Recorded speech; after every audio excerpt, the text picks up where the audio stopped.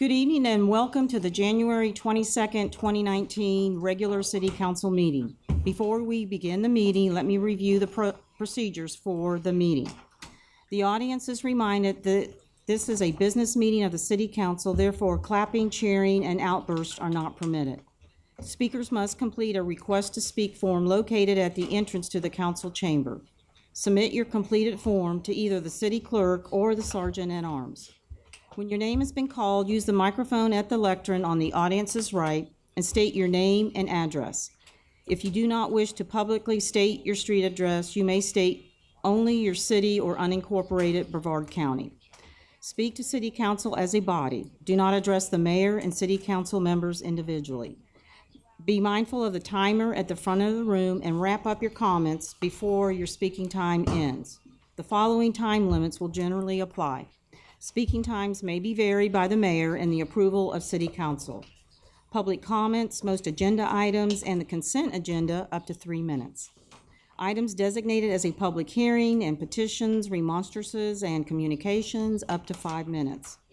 An applicant, representative, or person that has legal standing to support or oppose a quasi-judicial matter will be permitted enough time as reasonably determined by the City Council to create a record before the City Council.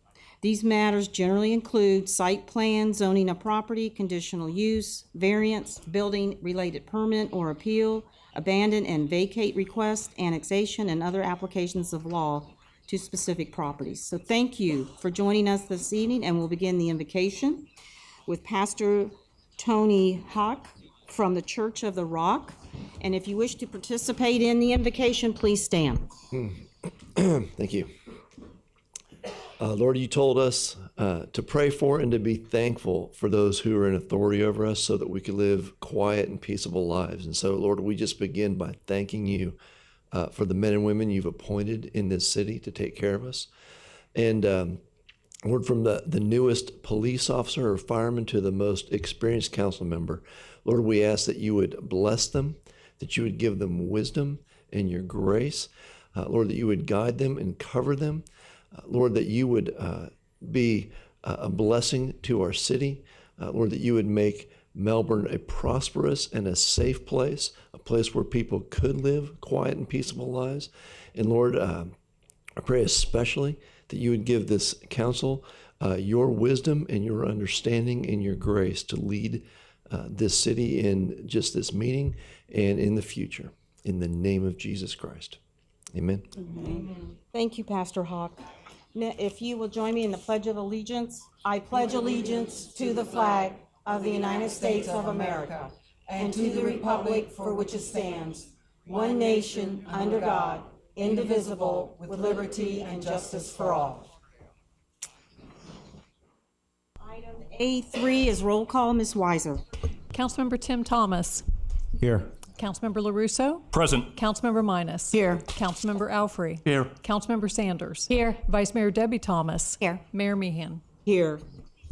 A4 is proclamations and presentations. I have none tonight. Item A5, approval of the minutes for January 8th, 2019, regular council meeting. Council, what is your pleasure?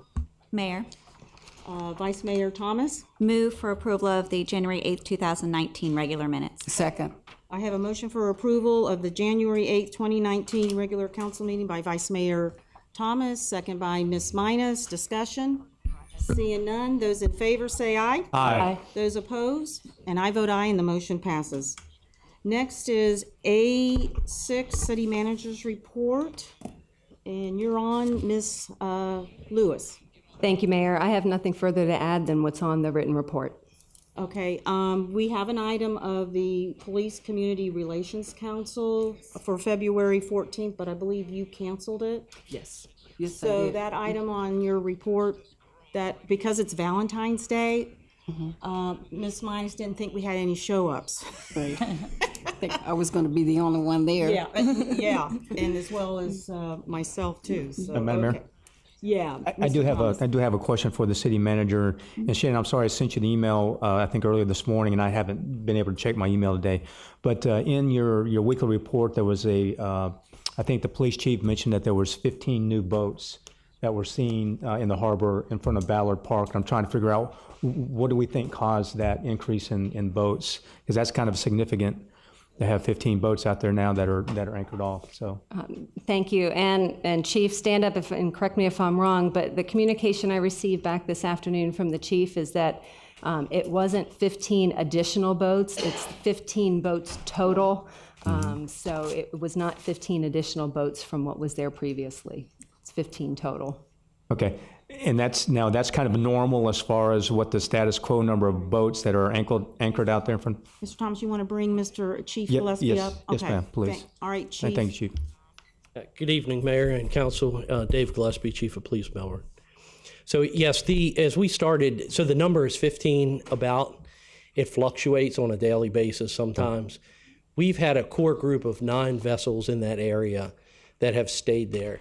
Last winter, if you remember, is when we got an influx of vessels to the harbor, and that's when things kind of started to escalate. So we're taking a close eye and monitoring the boats that come in. And so the report was to show that there was an increase. We started out, I think, at the beginning with like over 18 vessels in that area.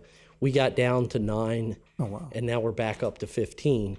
But that's kind of normal for the winter because the boats will come into the harbor. They might stay there for a week. Some stay for a couple days. Some stay for a couple weeks. But when they do come in, we'll actually engage them. We'll talk to them. Our Marine unit will go out, and then they'll board the vessels and do the safety checks as we've asked them to do, and then get to know who the people are, and then basically explain to them what we're doing. And Outstanding. And I think that's what happened, Shannon. I misread the report because it looked like there was 15 brand new boats. I was like, wow, where did they come from? So yeah, I this helps apologize for the explain it. confusion. The other thing is you'll notice O'Galley out by Squid Lips, that fluctuates. Usually there's 3 boats there year round. You'll see sometimes it goes up to 6, sometimes it goes up to 9, but right now it's about 5, I think it was this morning. And then over by the ramps, there's additional boats, and they have one now, the second boat that has sunk over by the boat ramps on the southeast side of O'Galley. Okay, hey, thank you, Chief. Thank you. All right, any other questions for the chief? All right, seeing none, thanks. Item 7 is public comments. Do I have any sign-up sheets? Thank you, Ms. Weiser. First is Eric Ellebrock.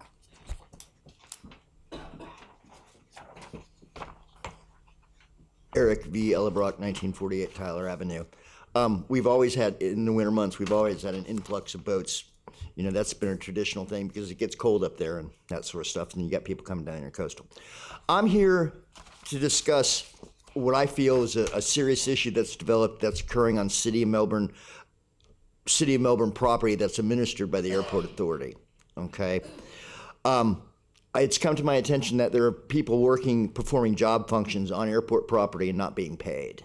Okay, I can understand this if this was like a 2-week thing because a small company has slipped up or something like that, but so far it's been a month. Okay, and it's really immaterial who is supposed to pay these people or what these people do. Okay, but they're contractors.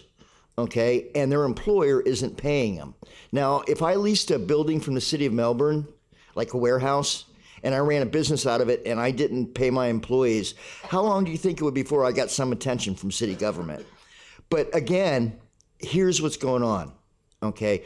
For over almost over a month, we've had federal employees on City of Melbourne property who aren't being paid, okay? Now, let me preface all this by saying I want to personally thank the city manager's office, the city attorney, the mayor, Councilman Alfrey, and the police chief of the Melbourne Airport Authority. Every one of you whom I spoke to about this issue have been very receptive, and I want to thank you for your time. And I do want to thank you for taking this issue seriously, because how does it affect the City of Melbourne? There could possibly be some liability issues here, but let's be honest. What it boils down to, does anybody here think that somebody should be forced to work without pay?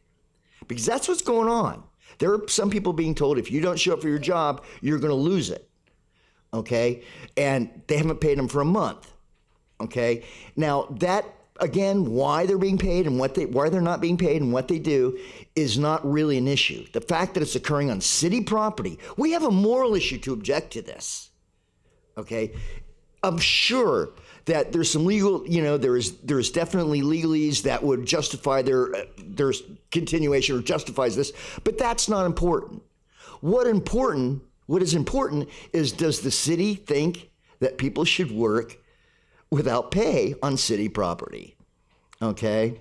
And if they don't want to work for pay, do you think they should keep their jobs when they do get paid? I mean, let's be honest here. It's the federal employees, the TSA, and the FAA. And you're saying, oh my God, Eric, if we ask them to get off city property until they start getting paid, our airport will get shut down.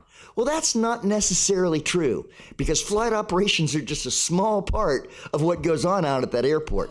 It will not overtly affect the airport authority. Okay? And it would basically state that the city of Melbourne is, believes that people who work, at least for a month, should get paid.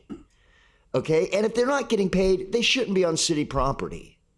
Okay, because if they're on city property, that means we condone them not being paid. So I would like a non-binding resolution or a resolution out of the city council saying that anybody who's on city property performing a job function should be paid, and if they're not being paid, they need to go off city property until they are paid. Thank you. Mr. Ellebrock, we do have an answer for you, because I did call Greg Donovan. Of course, he was on his way to Chicago at that time when you came into the Meehan store.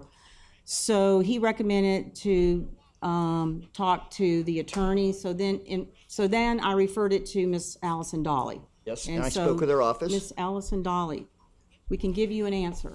Outstanding. Again, I want to thank Miss Allison Dolly and her assistants for listening to my, how should I say it, sometimes over-passionate pleas. You're always welcome in our office, Mr. Ellebrock. Thank you, ma'am. All right, Mr. LaRusso, go there. Thank you for your support, Mr. LaRusso. I believe the city property that he's referring to is the property that's managed by the airport authority. And I am sure the airport authority has contracts with the federal government to provide the air traffic controller jobs, the TSA positions, and I have to presume that the airport authority does not get involved in the operations at that level as to who they pay and how much they pay. They are not employees of the city, and it wouldn't be appropriate normally for us to get involved in the airport authority land management. Ma'am, I'm sure those contracts they have specify that those people should be paid. Okay, if not, they need new contracts. Okay, but again, it gets back to this. Ultimately, what goes on out there at the airport is the concern of the city, because the airport authority is subordinate to the city of Melbourne. Okay. Mayor, So- I have a question. All right, yeah, Mr. Alfrey. It's actually for our city attorney. Do you know of any disruption that we're having at this time? Nothing has been brought to my attention, no. Maybe that's something the airport could discuss, because that would be my major concern, is a disruption there. All right, So- so we haven't got a memo. I know we have a meeting tomorrow morning, Right, but right. yeah. That's something maybe if you would ask, that'd be a good question. Thank you. All right, thank you. All right, next on the list is Keith Reed.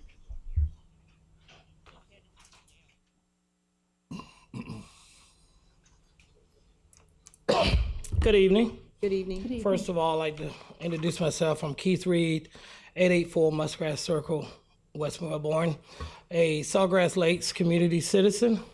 I'd like to begin tonight by thanking you, first of all, for allowing me the opportunity to come before you and speak to you and at least voice some of my concerns. I wanted to also open by stating that I'm fully aware, speaking about Sawgrass West development that you guys are already working on, and I thank you for it. I also understand that both the Melbourne staff and West Melbourne staff has been communicating and waiting on traffic studies. But I wanted to highlight a few points, if you could just bear with me for a few. First of all, I just wanted to start by saying I'm a 2-year resident now of Sawgrass.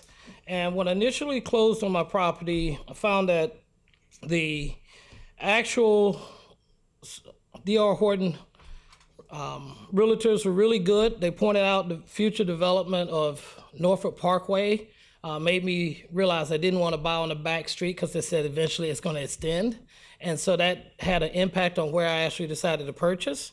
I still wanted to live in the same community though, so we did purchase, and we thought, okay, great job, they advised us about it, but they didn't advise us that any opportunity to expand Shallow Creek, which is the main entrance for a lot of the subdivisions already, had any potential for expanding. Matter of fact, the plaque actually had it cutting off.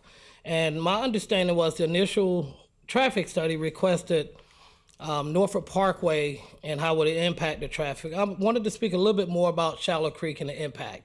Impact from Shallow Creek, where it's the entrance for most of our residents currently. And the first concern was our traffic flow is going to be increased.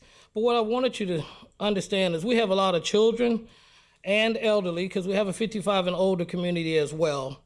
And we use that neighborhood as more of a walking neighborhood. So a lot of the street crossing, and the concern I have is the danger we're going to be faced with the construction coming through if they add an additional 700 homes.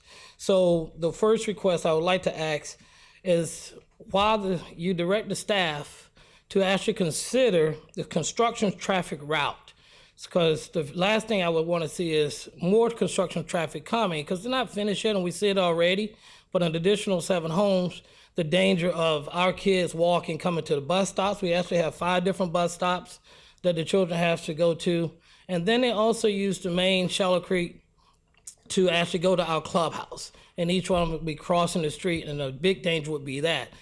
I recognize the future for advancement is going to come for buildings, so I'm not opposing any of the future development, just understanding that I would really, as a personal citizen, would like for somebody to keep in concern that if we just expand Norfolk Parkway and keep Shallow Creek clear, then that would help prevent dangerous traffic concerns for our kids. And then the last thing, I know it's going to be close, but the last thing is I wanted to point out that recognizing both the staffs have, like I said, are working together. I asked one of the members earlier about how will we find about traffic studies once it's been complete. And I wanted to be able to follow up with the staff, so I was directed to follow up with the staff just to make sure we find out the actual staff studies, because there was some concerns in the initial studies being done at the time of day, school hours and non-school hours and things of that nature. And it's other members going to speak tonight, so I see I'm at my time limit. I Okay. don't want to go too far. All right, thank you, Mr. Reed. Thank you. Next is Stephen Pramphus, and I hope I spelled that or pronounced that right. You're close. Okay. Good evening, Mayor and Council. Thank you for this opportunity to address you tonight. My name's Steve Frampus. I live at 3401 Watergrass Street, in the city of West Melbourne. I'm the president of the estates at Sawgrass Lakes Association and the owner's board representative of Sawgrass Lakes Master Association. Came here tonight to speak on Sawgrass Lakes West project so that the Melbourne City Council can hear the concerns of your neighbor residents. Just to be clear from the beginning, we're not opposing the development of this land or that it's annexed in Melbourne. However, we are very concerned on the negative impact this project is bringing to our community and city roads. Some of our concerns will also be the concerns of you and your residents. Our top concerns are traffic flow, no crosswalks between communities, years of construction traffic, no roadway, speed controls, devaluation by a change in housing density, and the combination of 2 communities are just a few. Just yesterday around 6:30 p.m. there was an accident at the intersection in Minton and Norfolk Parkway, blocking our only way in and out of the development. I recognize when you get the completed traffic study, a better evaluation can be made of the situation. Please consider the Pineapple Cove expansion of the school of 1 grade per year over the next 4 years. I don't know if that's going to be looked at in a traffic study, but they're going to be adding 400 more kids over the next 4 years for transportation purposes. The safety of the residents should be the top priority, but the absence of crosswalks between the communities and lack of speed controls is of grave concern to us. Marketed as a resort-style community, safe crossings should be common sense. With the expansion of Shallow Creek into the Sawgrass Lakes West project, construction traffic would extend out for years. These are the main reasons why the residents will be petitioning West Melbourne to not connect Shallow Creek between the two communities, and we would like your support on having separate entrances for both communities. Having increased density housing would lower the value of our current Sawgrass Lakes property, but looking at it from Melbourne's perspective, according to the annexation agreement, I'm told that it only allows for a specific amount of residential properties. Please consider that similar housing density Please consider that similar housing density of Sawgrass Lake's current plan over the course of all the future area to be developed would gross more in tax revenues than the lower revenue of the higher density properties on this similar small 300-acre project. The combining of the two communities makes sense from a sales and deficit funding perspective, only benefiting D.R. Horton and adversely affecting the residents. Currently, at about 65% build out, the amenities are insufficient, even though our community is platted for 933 homes, let alone the 633 if combined. With our banquet room capacity at 65 people and the pool capacity at 150, even with additional amenities built of the same size, capacities would continue to be insufficient. Keeping the community separate would force Sawgrass Lakes West amenities to come online much faster and not add to the current overcapacity issues. We would like to request a formal meeting with Ms. Lewis to discuss our concerns when time restrictions are not relevant. Thank you for your time. All right, thank you. Next is John Ditmore.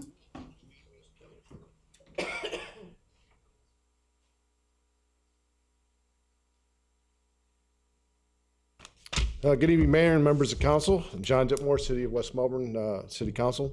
I'd like to thank you for the direction you gave your staff recently on the Sawgrass issue, to have them engage our staff, which has already resulted in our first meeting between our two city managers. Our city manager made an initial proposal to split the property in question with you and provide sewer as well as a coordinated effort to obtain a right-of-way for the Norfolk Parkway out to Heritage Parkway. This effort is most important as the current traffic situation is untenable at times, and the current community is only about 68% built out. I know Mr. Framper said 65, but my math come up to 68%. This means there will be additional 1,000 homes to be built under the current developer proposal, and in addition of a charter high school, which Mr. Framper already mentioned, along with the current grade school, by the way, which were never factored in the original traffic study. We learned that from the engineer, the same engineer on the current project that's probably spoke to you before, spoke at our council meeting. And he advised us that when they initially did this, it was supposed to be a public school, not a charter school. All these kids are self-transported. The families self-transport them in. That just exacerbates the current problem. The school requires parents to bring the kids in every day. Right now, we have our West Melbourne Police Department provide traffic control twice a day to alleviate the backed up traffic. So twice a day, 5 days a week, we're already out there right now with only 600 homes built. So imagine when we just build out the rest of our community, what it's going to look like out there, let alone do another 700 homes out there. Please continue to have your staff engaged in this issue, as I feel confident we will find a resolution to the issues confronting all the parties. This coordinated effort will save millions of taxpayer dollars, as well as ease the minds of the landowner, the developer, and most important, the current West Melbourne and future Melbourne residents. I'd also like to thank Councilmember Alfrey for his time and effort on this matter, as his efforts have not gone unnoticed by our council and the Sawgrass residents as well. I probably have him on speed dial. I've been calling him quite a bit. Yes, yeah. So, but I do appreciate his efforts. So thank you again. Thank Mayor? you. May I ask John a question? Yes. Hi, John. Mr. Luso. Thanks for coming. Thank you. You've been here a couple times now. Yes. My question is that currently there's 600 homes already built, correct? Give or take, one or two here or there. And proposed is 900 in that development. Is that correct? Correct. And currently you are challenged with a traffic problem right now as it exists. So West Melbourne owns that traffic challenge right now. Correct. As it is right now. Have you proposed any alternatives or solutions to our city manager to move forward with that so that it's not looking like it's our problem that we're going to bring up, and we're going to make sure that we do our traffic study, which is still out there another 30, 60 days. We're going by your traffic study, which is fine, but it's a couple of years old. So we're investing in a new traffic study to find out what and how and where we need to be. And I think our city manager probably could answer those questions. He's here today, actually, so he'd probably be able to answer that even better. But we've instructed him to engage Ms. Lewis to come up with a plan, and he's actually presented a plan, I believe, on the solution for Heritage Parkway or Norfolk Parkway to connect, how to build that out slowly enough, and then what phase they should actually be able to connect that road. But I think we both work together, both councils work together. I think we should be able to make sure that this project is done on a timely basis. That means that the road is actually put in at some point that's going to alleviate the traffic.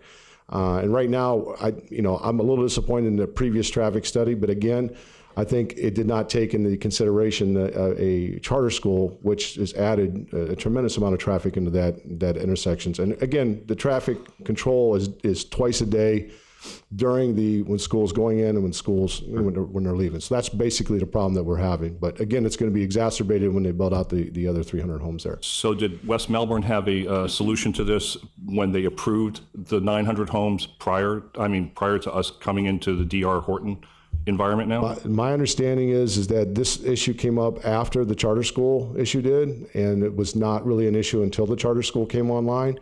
But I think it's been underestimated. And again, I would defer to our city manager here for specifics on how to actually get that taken care of. I just want to know how to move forward with this, collectively as a council and as a body and with our city manager, because we give her certain directions from all 7 of us. Yeah, I understand. And how we can wrap our arms around this to be great neighbors and to make sure that it all comes down properly. I think we need to have a coordinated effort on taking Norfolk Parkway out to Heritage Parkway to relieve some of that pressure on the backside. And also we're talking about the possibility of widening Norfolk Parkway to actually widen it down to Minton. And we're also going to have to put in additional turn lanes probably down at the intersection of Minton to actually bring the traffic in and out of there.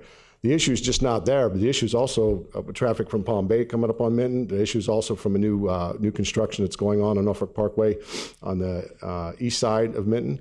So there's additional construction that's actually going on at this time. John, when did they break ground on the 600 homes when they started to begin this project? 2014, I believe. I think it was 2014. 2014? Yeah, 2014. And so we're into 2018, so we've got 4 years, 5 years of trying to understand how this is all coming about. So I get it. And you got so many different moving parts, so thanks for being here. I really appreciate it.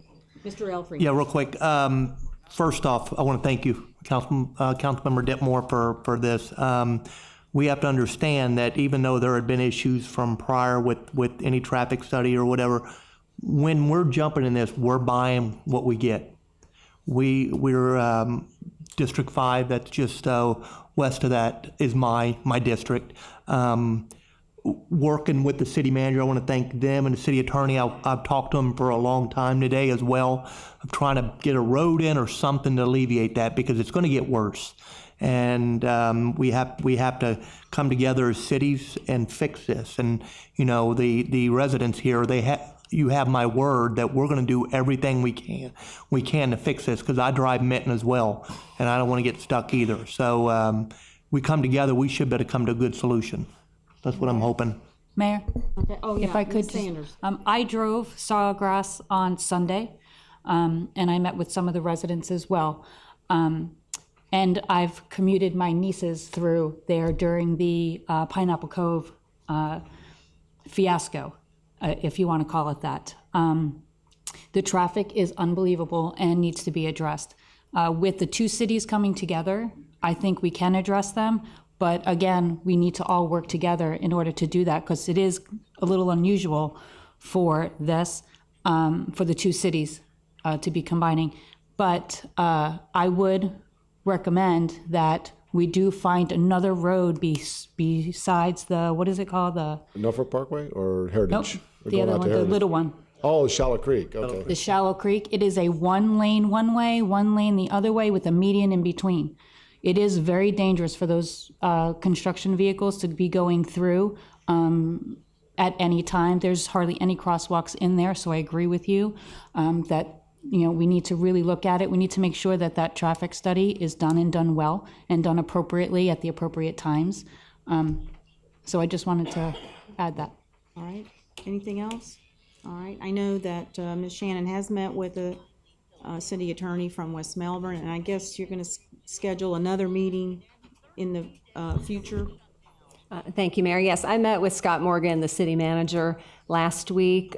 We had a good conversation. We're both committed to continuing that conversation and finding a solution that works for both cities. So we'll take the guidance from council and certainly the comments we hear from the commissioners and the residents from West Melbourne, and Mr. Morgan and I will continue to work together. Okay, thank you. All right. Thank you all again very much for your time on this. Appreciate very it. Very good. I have Scott Dixon. And I do have just a couple things I'd like to leave with you that I'm going to be speaking. Sure. Give it to the clerk or pass it to the Cindy Dittmer will take them. Thank you. Thank you. This is. Yeah, I also am a Sawgrass Lakes resident at 3880 Watergrass Street. And this morning alone, it wasn't too heavy a traffic, and it took me 20 minutes to get to Minton from my home. And we've been known to take 30 to 40 minutes.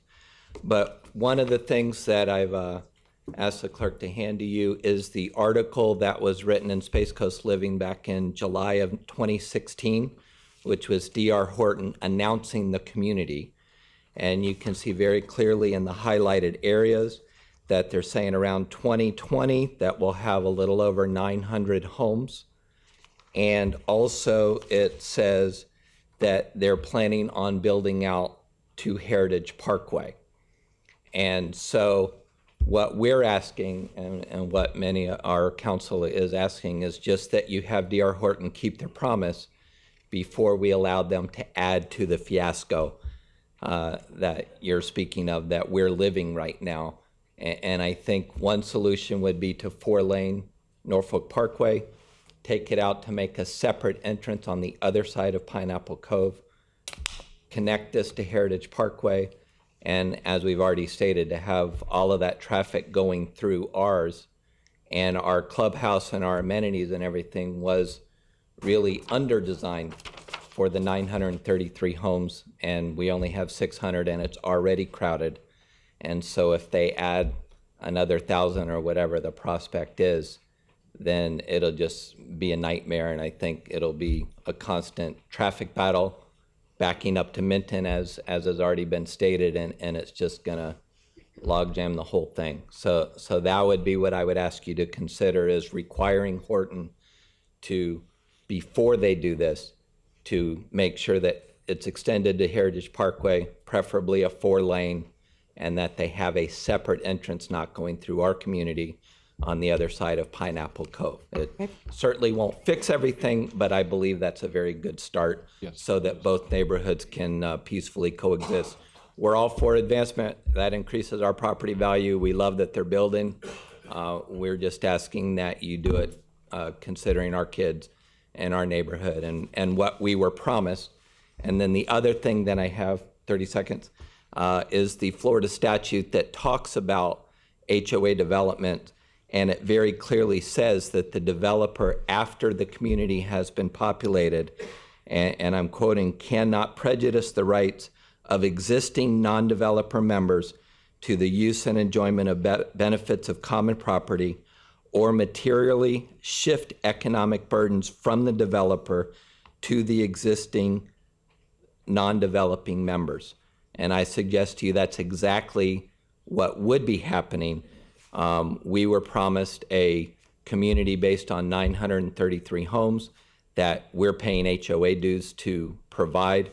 And I believe that what they're asking to add to our HOA instead of having their own community would be a violation of the Florida statute that I provided you. All right. Thank you, Mr. Dixon. Thank you for saying this. All right. All right, so that is it for public comments. Next is 7.1. Mr. LaRusso, you're going to introduce the FIT. I'd like to, yeah, just give them a heads up. Into November, I was fortunate enough to read that a couple of, a bunch of students from FIT were involved in what was called the Hack the Indian River Lagoon. It was a competition to see who could come up with better ideas and better thought processes towards the future to help with the rejuvenation of our Indian River Lagoon. We hear about it all the time. I don't think there's anybody up here that doesn't feel that we need to do more and do everything we can. And we've also voted for ourselves to implement a half-penny sales tax in this county to forward it through. These young gentlemen are the winners of that Hack the Indian River Lagoon with, I think there was 100 or 100 and so on participants. And they're right in our backyard, and I have the great pleasure of introducing these young men to show exactly what they've done. So I have Cody Clemens. Okay, so you're the main speaker, or are you all going to? We're all going to speak. Okay, very good. So I'm Cody Clemens. We did what's called a hackathon. So I'm not sure if any of you are familiar with it, but it's not what most people know of as hacking. Most of you may think of hacking as something malicious. Pull your microphone closer. That's right. So the definition of hacking that we use in a hackathon is the real original definition, which is to take something and make something different out of it. So what we had to do was do a hackathon that was keeping the Indian River Lagoon in mind. So we actually ended up coming up with this device we call a SensiDoc, and me and my team are going to tell you a little bit about it tonight. But what it is it's basically just a cost-effective weather station for the water. Hey, I'm Kyle Stead. So what we built, as he said, is basically a weather station for the Indian River Lagoon. If you look inside of it, I don't know how well you can see that up there, but basically we've got a little we've got a little cheap computer in there that basically lets us monitor a couple key information points from the water. So we can watch the salinity, the pH levels, dissolved oxygen, and temperature. These are pretty important pieces of information that we can use, not us, but the researchers can use to basically see what's up and what's killing our water and see what's happening inside. So, like Kyle was saying, I'm Cameron Gagnon. Like Kyle was saying, the SensiDoc is monitoring the various data about the lagoon, and what we're going to do with that data is give it to scientists. We're going to have an open database where the scientists can access, and anyone can access it too if they have an idea that they want to use to help the lagoon, that they can look at this database. The reason why we think this will help the lagoon is because it will provide a lot of data points to the scientists. I think currently there is 8 sensor units in the lagoon. This can increase that number by significant magnitude. Even though the data won't be quite as accurate, it's a very cheap solution that can give us a lot more data points and help us figure out if there's anything wrong with the lagoon and help us monitor it.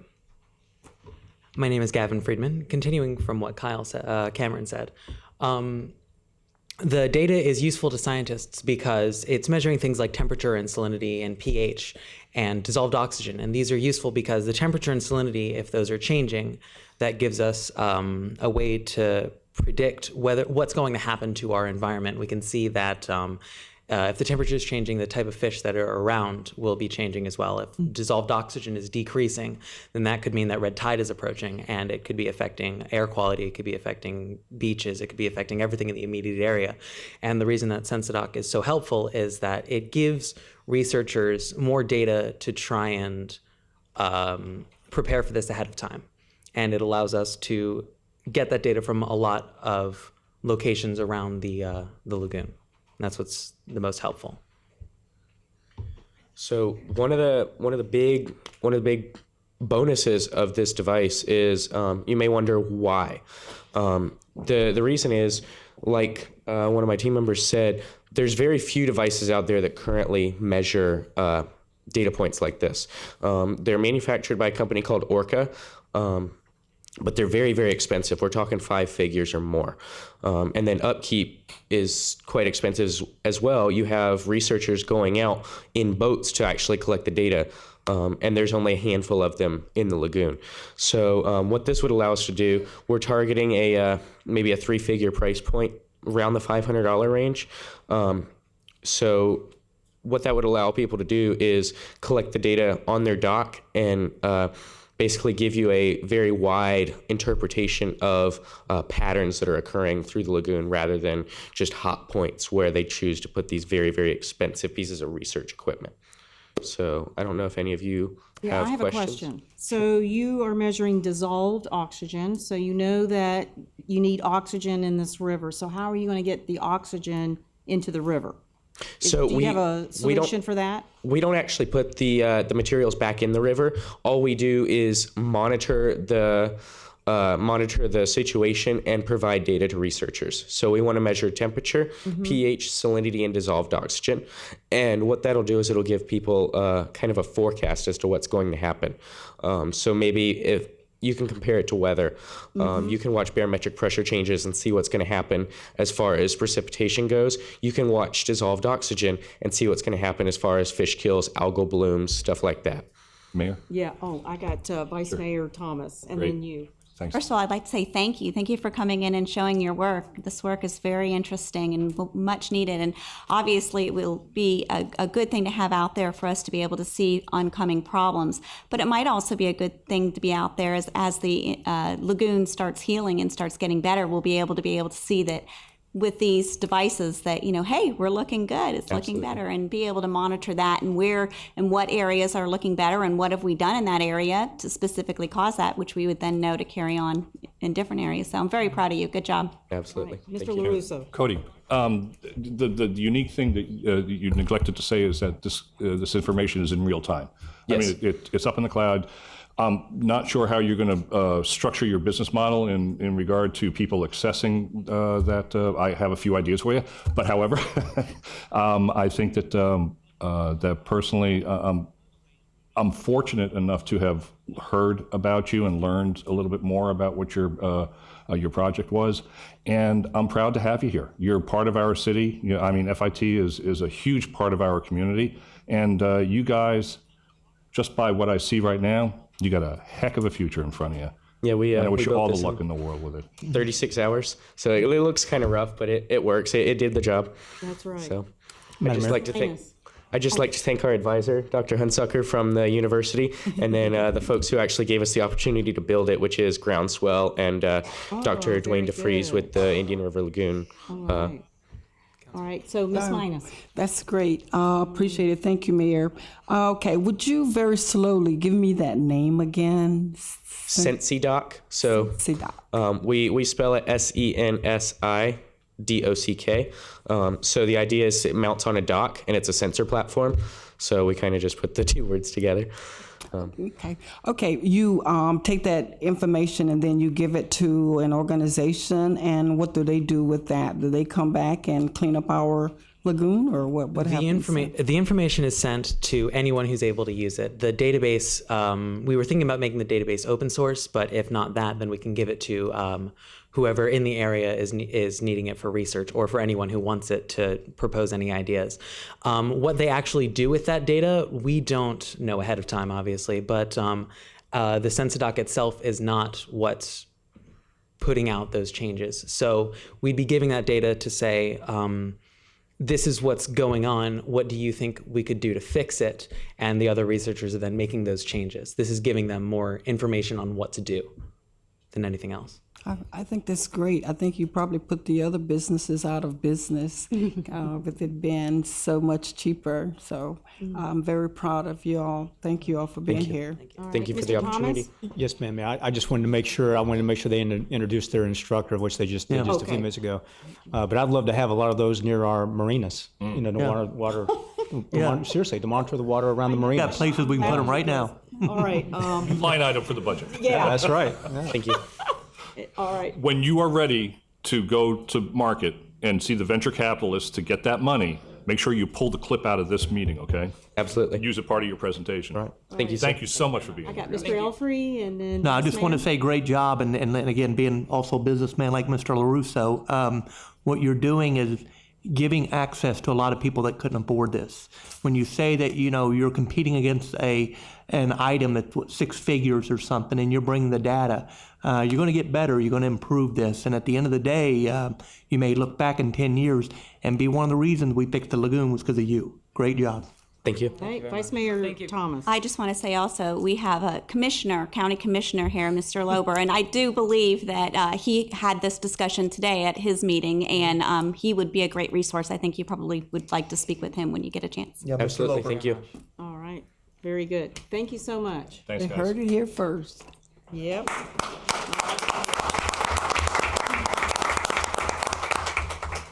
Great, very good. Okay, next is item B, unfinished business. We have item 8, ordinance number 2019-01, A and V number 392. This is Allison Dolly. Yes, ma'am. An ordinance of the City of Melbourne, Brevard County, Florida, providing for the vacation of a 2.5-foot wide by 16-foot long portion of an overall 5-foot wide public utility easement that runs along the west lot line of 3799 Poseidon Way, making findings, providing an effective date, and providing an adoption schedule. Thank you, Ms. Dolly. This is engineering, Ms. Jenny Lamb. I have nothing further to add on second reading, and staff recommends approval of ordinance number 2019-01. Thank you, Ms. Lamb. Any questions for Ms. Lamb on second reading? All right, seeing none. This is quasi judicial. Do I have any disclosures? Seeing none, this is a public hearing. Do I have any sign up? I'll close the public hearing, bring it back to council. What is your pleasure? Mayor, Mr. LaRusso. approval of ordinance number 2019-1. Second. All right, I have a motion for approval of ordinance number 2019-01 by Mr. LaRusso, second by Mr. Alfrey. Discussion?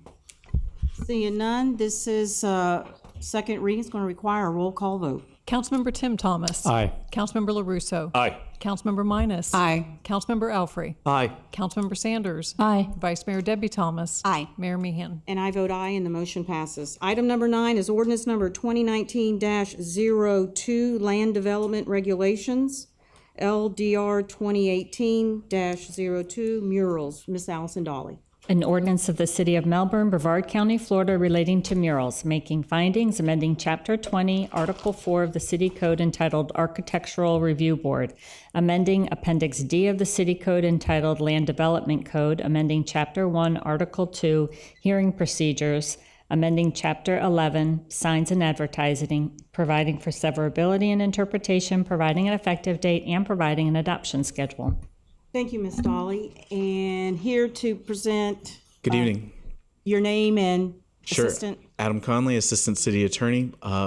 Steph only has one comment, just to remind council that the 2 resolutions that were accompanied with the first reading of this ordinance were drafted to be effective upon adoption of the ordinance as well. So if everything's adopted, it'll all be effective simultaneously at the same time. No other comments from staff, and recommend approval of ordinance 2019-02. Thank you. Any questions for Mr. Conley? All right, seeing none, this is a public hearing. Do I have any sign-up sheets? Okay. Okay, Mr. Eric V. Ellebrock. Basically, Eric V. Ellebrock, 1948 Tyler Avenue, Melbourne, Florida, lifelong resident of the city of Melbourne. Basically, the way I understand this all boils down to when a mural is submitted and then it is executed, it's the same as what's submitted. Okay, Right. That's basically what it boils down to. I hate to inform you all this, but even we go through this, somebody submits a plan for a mural, somebody gets it approved, somebody puts it on the wall, somebody's going to complain about it. You've all put yourself in the position of regulating art. Okay, if you recall, back when this whole issue came up, I said, you're putting yourself in the position of regulating art. And you will find, because there will be further controversy about this, you will find that being in that position is not a good position. But hey, y'all are handling it so far. You know, you reap what you sow. Thank you. All right, thank you, Mr. Ullabrook. All right, I'll close the public hearing, bring it back to council. What is your pleasure? Madam Mayor, Mr. Thomas. I recommend approval of ordinance number 2019-02 based on the findings contained in the Planning and Zoning Memorandum. Second. All right. I have a motion for approval of ordinance number 2019-02 by Mr. Thomas, second by Mr. Alfrey. Discussion? Seeing none, this is going to require a roll call vote. Councilmember Tim Thomas. Aye. Councilmember LaRusso. Aye. Councilmember Minus. Aye. Councilmember Alfrey. Aye. Councilmember Sanders. Aye. Vice Mayor Debbie Thomas. Aye. And Mayor Meehan. And I vote aye, and the motion passes. We are now into new business, item C10, contract award for Avocado Avenue Reclaimed Water Main Extension, project number 34016, Maxwell Contracting, Inc., Cocoa, Florida, $247,929.00. I like that, Ms. Lamb. All right, so this is engineering and Ms. Jenny Lamb. Jenny Lamb, City Engineer. The scope of work consists of constructing about approximately a half a mile of 8-inch diameter PVC reclaimed water main, on Avocado Avenue, and that's extending from the existing reused water main where it dead ends, just east of the preserve at Lake Washington, southward to the cemetery at Avocado Avenue and Masterson Street intersection. Additionally, this project will be providing reclaimed water to the cemetery, and the project is not adequately funded, and a budget transfer in the amount of $74,000 from project number 30099, which is the water and sewer project's unappropriated budget savings, is necessary to fund the project. The contractor is Maxwell Contracting Incorporated of Cocoa, Florida. There were 5 bids received, and they were the low bidder. The city has done work with them in the past and had no problems with the work that was done previously. Staff recommends the award of the construction contract to Maxwell Contracting in the amount of $247,929 and the budget transfer in the amount of $74,000 for the Avocado Avenue Reclaimed Water Main Extension, Project 34016. Thank you, Ms. Lamb. Is there any questions for Ms. Lamb? All right, seeing none. Council, what is your pleasure? Mayor, Ms. Minus. I moved the award of our construction contract to Maxwell Contracting Incorporated of Cocoa, Florida, in the amount of $247,929, and a budget transfer in the amount of $74,000 from the project number 30099, water and sewer projects unappropriated budget savings for the Avocado Avenue Reclaimed Water Main Extension, project number 34016. Second. I have a motion for approval of item 11 as stated in council's package by Ms. Minus, second by Vice Mayor Thomas. Discussion? Seeing none, those in favor say aye. Aye. Those opposed, and I vote aye, and the motion passes. Item 12 is the consent agenda. Staff informed me that nothing was pulled, so we have item 11? 11. 11? I'm sorry. Oh, man, I'm going too fast. Okay, sorry about that. Item number 11, ordinance number 2019-03, A and V number 391. Ms. Allison Dolly. An ordinance of the City of Melbourne, Brevard County, Florida, providing for the vacation of a portion of the Brookside Drive public right-of-way that runs along the north lot line of Lot 39, Rio Linda, 3rd edition, as recorded in Plat Book 21, page 83 of the Public Records of Brevard County, Florida, 701 Brookside Drive, making findings, providing for a condition of approval, providing an effective date, and providing an adoption schedule. Thank you, Ms. Dolly. This is under engineering, Ms. Jenny Lamb. Thank you. The applicants are requesting the vacation of a triangular portion of Brookside Drive, public right-of-way. And the reason they're requesting this is they are looking to increase the size of their lot to meet the setback requirements to add an addition onto their garage. Staff followed city code in the criteria that have to be met. And we did receive concerns from AT&T and our Streets and Stormwater Division, our department. And those concerns were withdrawn when we said that we would place a condition on this ordinance to require a public utility and drainage easement over the portion that is to be vacated. So that is a condition to the ordinance. And with that, they agreed to the terms, AT&T and the Streets and Stormwater, and that worked for the owners as well. So we do meet all of the criteria of Section 52-100B of City Code, and we request approval of ordinance number 2019-03. Thank you, Ms. Lamb. Any questions for Ms. Lamb? All right, seeing none, this is quasi-judicial. Any disclosures? No. Seeing none. This is a public hearing. Do I have any sign-up sheets? All right, I'll close the public hearing, bring it back to council. What is your pleasure? Mayor.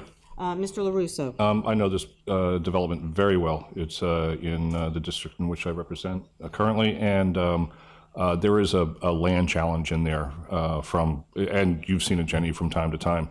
So I move for approval of ordinance number 2019-03. Second. All right, I have a motion for approval of ordinance number 2019-03 by Mr. LaRusso, second by Mr. Thomas. Did I call for quasi-judicial disclosures? I don't think I did. Yes. Yes, I did? Okay, all right. So those in favor say aye. Aye. Those opposed, and I vote aye, and the motion passes. Item 12 is the consent agenda, items A through D. Nothing has been withdrawn, so council, what is your pleasure? Mayor, Ms. Minus. I move for approval of items A through D. Second. All right, I have a motion for approval of consent agenda items A through D by Ms. Minus, second by Vice Mayor Thomas. Discussion? Seeing none, those in favor say aye. Aye. Those opposed, and I vote aye, and the motion passes. Mayor, Ms. Minus. if I may make a statement on item A, just a comment. Okay. I would like to thank Mrs. Scott Nelson from who is the SCAT director, and our staff for this agreement. There were some misunderstandings earlier, I guess, with some residents from Trinity Towers. Okay. Where they were being charged sometimes and not charged some other times. But they worked this out, and Mr. Nelson really did a great job, and I appreciate that. And I also appreciate our staff also working with them to get this straightened out. All right, thank you. Item 13 is, nothing was pulled from consent agenda. Item 14, ordinance number 2019-04, Nana's Children's Home Thrift Store. First reading, Miss Allison Dolly. An ordinance of this, excuse me, City of Melbourne, Brevard County, Florida, amending the official zoning map as it relates to the general zoning ordinance number 2005-120 by changing the zoning classification from CP Commercial Parkway and C1A Professional Offices and Services District to C1 Neighborhood Commercial on 2.3 plus or minus acres located on the northwest corner of Babcock Street and Lake in the Woods Drive, 4490 South Babcock Street, providing an effective date and providing an adoption schedule. Thank you, Ms. Dolly. This is under Community Development. Ms. Cindy Dittmer. Yes, this is the first reading of an ordinance changing the zoning from CP and C1A zoning to C1 zoning on the 2.3 acre developed property. Property is located at the northwest corner of South Babcock Street and Lake in the Woods Drive. The property historically had a C2 zoning on it. A 6,000 square foot building was built back in 1996. And then, if some of you may recall, the Palm Casual Furniture Store was in that building, and they asked for a change in zoning so that they could have outdoor display, the tables and stuff that they had out there. So in 97, the city council rezoned the property to CP zoning, which would allow that outdoor display, along with a C1A zoning along the western boundary.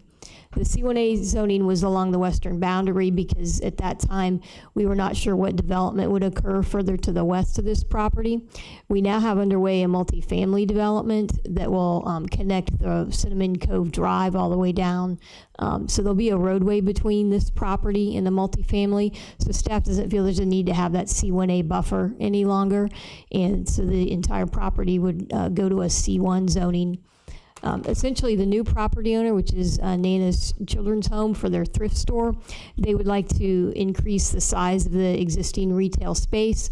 And with the CP zoning and the very large 160-foot wide FP&L easement, they're very limited in the areas that they can expand, and the CP zoning has larger setbacks. That's the reason for their request of the C1 zoning. And with that, the Planning and Zoning Board did vote unanimously to recommend approval of this request, and staff would recommend approval ordinance number 2019-04 based upon the findings contained in the Planning and Zoning Board memorandum. Thank you, Ms. Dittmer. Any questions for Ms. Dittmer? All right, seeing none. Is there any, it's a quasi-judicial item, any disclosures? No. Seeing none, this is a public hearing, and I have Bruce Moa here to under public comments. Good evening, Council. Yeah, Bruce Moya with MBV Engineering representing Nana's House. For those of you that are not familiar with Nana's House, I'm proud to be here representing them. They are a children's home. They take care of abandoned and abused children, and they have built an 8-home facility in West Melbourne, and it's basically complete.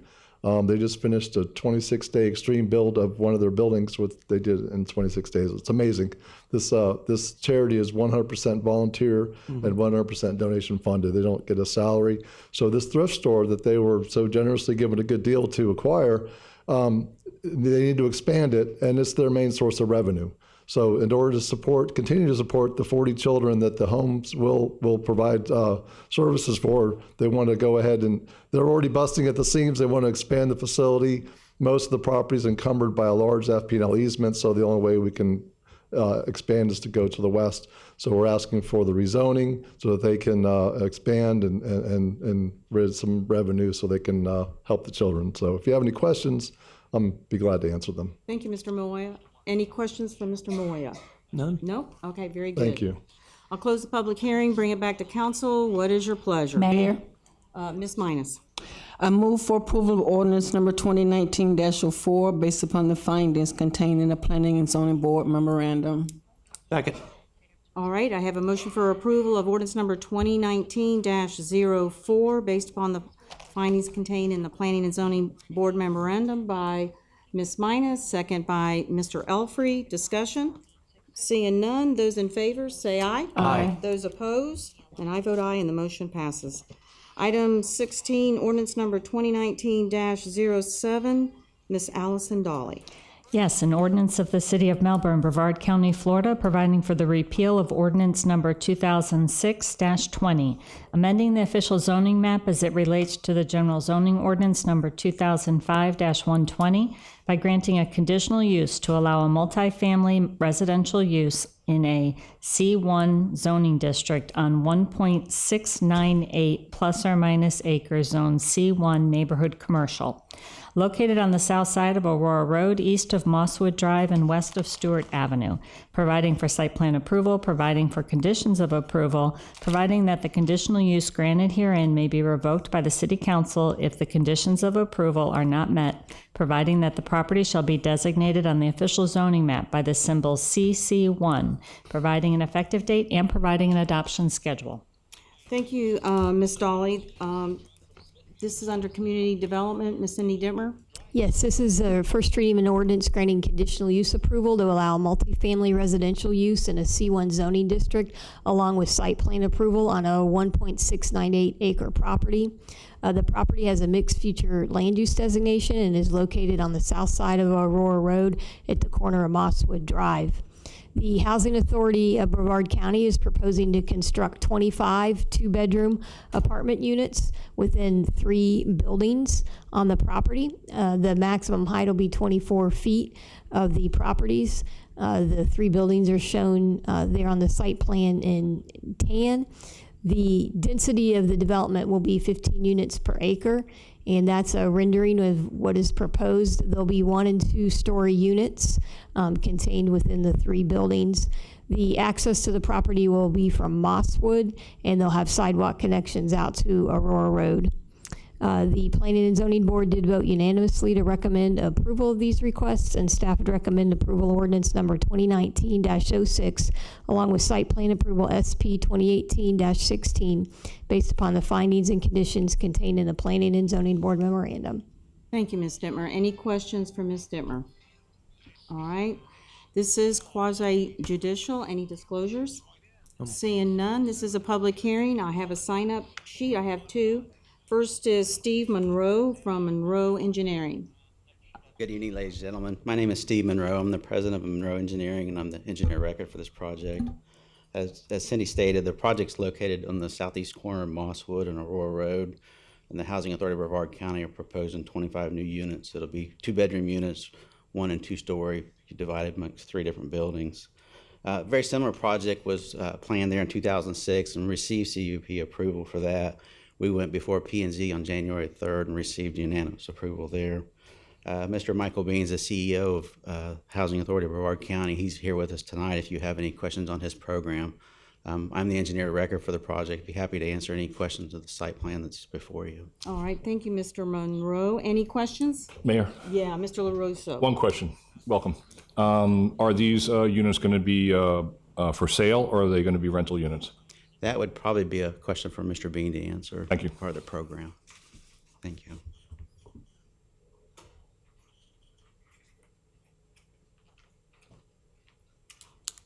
Good evening, Council. Michael Bean, President and CEO of the Housing Authority of Brevard County, 1401 Guava Avenue. Those will be for rent. They'll be for rent? Yes, sir. Okay. And it will not be extremely low income like you know public housing to be. It'll be more in the rate of higher income Section 8 and above. And there's 25 of these units going in? Correct. Okay. What is the average square footage? I didn't get that on the... Actually, what you have before you is a preliminary design. We don't have the construction documents yet, and we're still talking back and forth with our architect to try to get as much square footage as possible. We're targeting between 900 and 1,100 square foot right now. Thank you. I appreciate your comments. All right, any other comments? Ms. Minus. Mr. Bean, good evening. Good evening. Okay, I understand you also are building or in the process of building, is it University Palms? On University the Palms Boulevard? at University, 60 unit elderly and disabled. Yeah, you said how many units is that? 60. 60, okay. Are this going to be simultaneous, or you're going to build one before the other? The 60 units is going through HUD underwriting. As you may be aware or not, the government shutdown affects that underwriting. Nobody's looking at our development plan right now at HUD. So as soon as they get back, hopefully we're in a quick queue. The good news for council tonight is we have secured all the financing to the point that we can submit to HUD once they get back. So there's no equity gap. This thing will happen with HUD's approval. That's what we're waiting on for the 60 units. Okay, all right. Thank you. So, okay, yeah, Ms. Sanders. What is the projected finish date? It is probably going to take us between 10 and 11 months, barring any weather issues. Our contractors, Mike Williams Construction, he's well known in this area and a great contractor. So he's given us a timeline of 11 months. All right, any other questions? Mayor. I think you'll do well there. Okay, Vice Mayor Thomas. I would just like to point out that this is much needed right now. I don't believe that we have enough rental units out there for people to be able to, so I support this. Thank you very much. Yeah, and it's good to see you. It's been a while. You too. Happy New Year. Yeah, Happy New Year. All right, any other questions? All right. So I have another sign-up sheet, Eric Ellebrock. Not here. Okay, he's gone again. All right, I'll close the public hearing, bring it back to council. What is your pleasure? Mayor? Ms. Sanders? Yes. Okay. I move for the approval of ordinance number 2019-06 with site plan approval SP 2018-16 based upon the findings and conditions contained in the Planning and Zoning Board memorandum. Second. All right, I have a motion for approval of ordinance number 2019-06 with site plan approval by Ms. Sanders, second by Vice Mayor Thomas. Any discussion? Seeing none, those in favor say aye. Aye. Those opposed, and I vote aye, and the motion passes. Item 16, ordinance number 2019-07, first reading, Ms. Allison Dolly.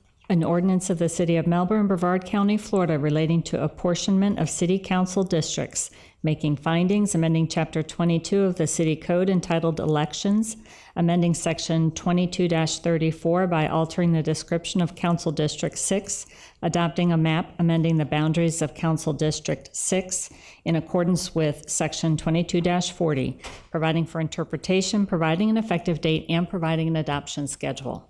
All right, thank you, Ms. Dolly. All right, so let me get to that report. Uh-oh, we got a message. City Clerk's Office, Miss Kathy Weiser. I'll be Mrs. Weiser. This is the annual ordinance that City Council adopts to amend your City Council districts based on annexation ordinances that were adopted the previous year. So in 2018, we had 3 annexation ordinances, and all 3 affected the boundaries of District 6. So you'll see a new District 6 map included as an attachment to the ordinance. It's a pretty straightforward ordinance, and it's provided for in City Code. All right, thank you, Ms. Weiser. Any questions for Ms. Weiser? I just have one. Yes. This increases District 6, then. Is that what I'm seeing on here? Makes it bigger? Yes, based on the 3 annexation ordinances adopted in 2018. Okay. And if you're interested in knowing the land area that was affected, I can shoot those to you. Yes, thank you. Okay. All right. Any other questions? Mayor, Yeah, Mr. LaRusso. Julie, you know, the new people always get the harder work, you know, more people to take care of, okay? Yes. Good luck with Hey, that. I enjoy the challenge. Welcome to the neighborhood. All right, so council, what is your pleasure? Mayor, Vice Mayor Thomas. move for approval of ordinance number 2019-07. Second. All right, I have a motion for approval of ordinance number 2019-07 by Vice Mayor Thomas, second by Ms. Minus. Discussion? Oh, it's tied. I know. Those in favor say aye. Aye. Those opposed, and I vote aye, and the motion passes. Okay, let me get to item 17 is board appointments. So first item is our Golf Courses Advisory Board. We need an appointment of 2 members, and staff has recommended, which is, I think, the only 2. So council, what is your pleasure? Move for approval of Thomas Miller and James Swank. Second. All right, I have a motion to appoint Thomas Miller and James Swank to the Golf Courses Advisory Board by Vice Mayor Thomas, second by Mr. Thomas. Discussion? Those in favor, say aye. Aye. Those opposed, and I vote aye, and the motion passes. Item 17B is the Affordable Housing Advisory Committee. We need to appoint 2 members. We have, I think, 3 that submitted their names. So at first, well, I guess we'll go with a nomination process, and then we'll go from there. And so, anybody want to nominate? Mayor, Yeah, Vice Mayor Thomas. I will go ahead and nominate, and hopefully I get these names correct, John Meister and William Phelps. Wait a minute, there's Is it no a- second on nominations. You appointing, oh, okay. We're, right now, we're just nominating, and you're only, Okay. if we can just do 1 nomination. Okay, then All John right. Meister. Okay, all right, anyone else? We need another, What's the other name? we've already nominated John Meister. We need another individual. Madam Mayor, Mr. Thomas. I recommend William Phelps. Okay, any other nominations? I'll close the nominations, and then we will appoint. And I need a motion to appoint, and I will need a second on this, John Meister and William Phelps. So motioned. Second. All right, so Mr. LaRusso made a motion to appoint John Meister and William Phelps, and then second by Vice Mayor Thomas. Discussion? Those in favor say aye. Aye. Those opposed, and I vote aye, and the motion passes. Item 17C, this is going to be easy. There's only one let me get right to it. 17C, Citizens Advisory Board. We need to appoint one member, and we have Joseph McNeil Jr.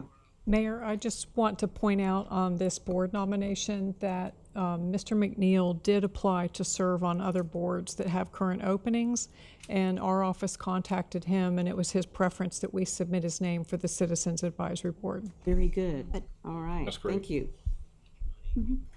So, council, what is your pleasure? Mayor. Ms. Sanders. I move to appoint Joseph McNeil Jr. as a regular member to the Citizens Advisory Board. Second. All right, I have a motion to appoint Joseph McNeil Jr. to the regular member to the Citizens Advisory Board by Ms. Sanders, second by Vice Mayor Thomas. Discussion? Seeing none, those in favor say aye. Aye. Those opposed, and I vote aye, and the motion passes. All right, item D is petitions, remonstrances, and communications. And council, what is your pleasure? Mayor?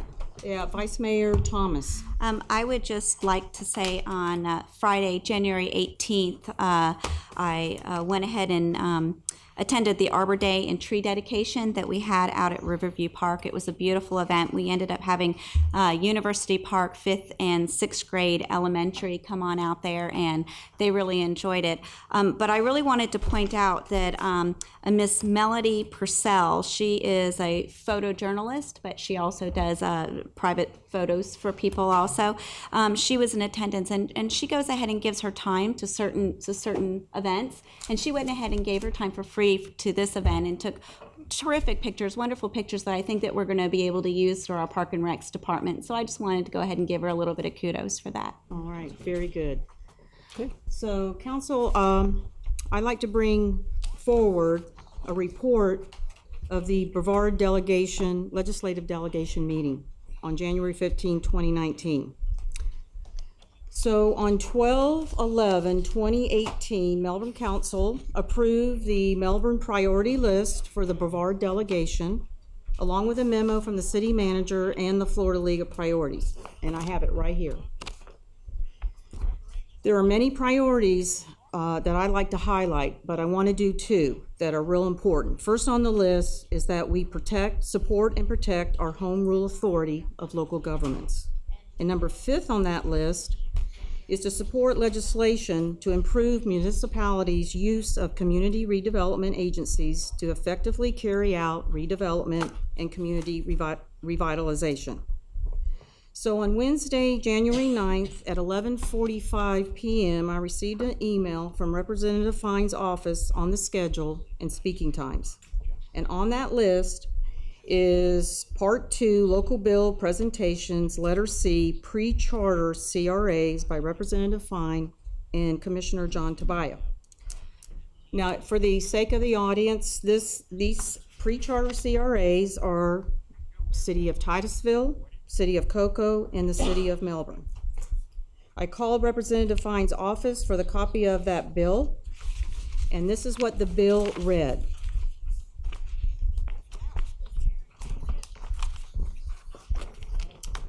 The bill to be entitled an act relating to Brevard County, authorizing Brevard County to assume itself as a governing body for any community redevelopment agency created before the adoption of the county charter under certain circumstances, and providing county plan requirements requiring provisions related to trust funds and obligations, and providing an effective date.